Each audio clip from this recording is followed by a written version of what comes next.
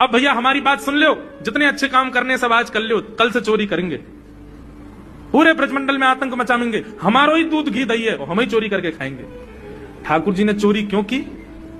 क्योंकि सारा गौरस बेवजह मथुरा भेजा जाता था और मथुरा से कंस पूरे भारत में वितरित करके खूब धन कमाता था।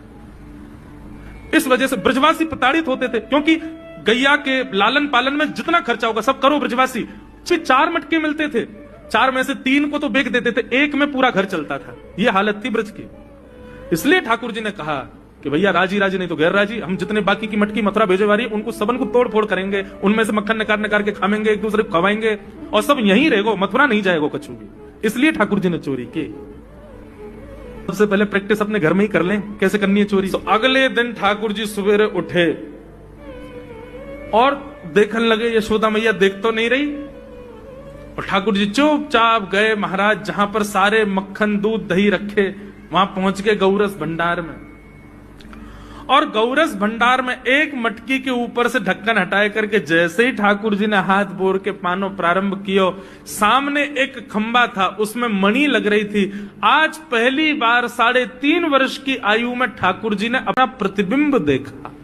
ठाकुर जी ने जैसे ही प्रतिबिंब में अपने रूप को देखा, अपने रूप को देख करके ठाकुर जी बोले, हो तू भी आयो यहां चोरी करवे? अपने आप से ही बात कर रहे हैं ठाकुर जी। अरे मैंने कही तो हती अपने अपने घर में चोरी करनी है, तू दारी के मेरे घर में आगो चोरी करवे।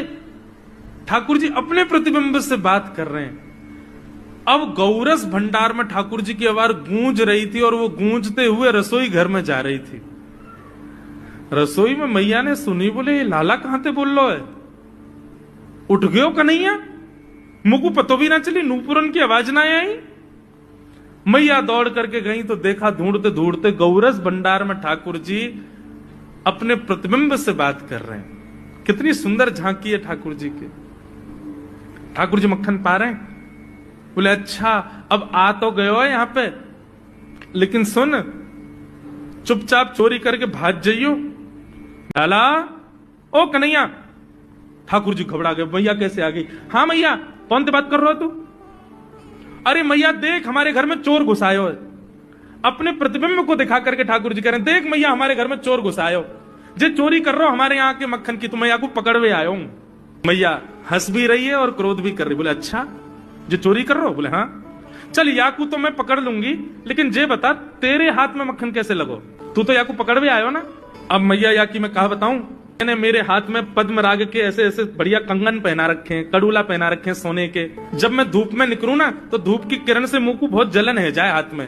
तो कल मेरे सखा मधुमंगल ने मुझसे कही, बोले लाला जे जलन तेरी दूर रह जाएगी, तू मक्खन में हाथ बोर लियो अपनो, सोई तेरी जलन दूर रह जाएगी। या हमारे भैया जलन हटावे के काजे मैंने हाथ बोरो है। भैया बोली अच्छा चल लाला, यहां तो तेरे जलन है रही और यहां मक्खन कैसे लगो?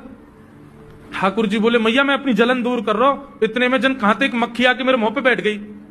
बाकू उड़ावे के काजे मैंने जैसे मुंह पे हाथ किया सो मक्खन मेरे मुंह पे लग गो। मैया बोली लाला तू चोरी भी करन लगो और अब झूठ भी बोलन लगो मुंह से।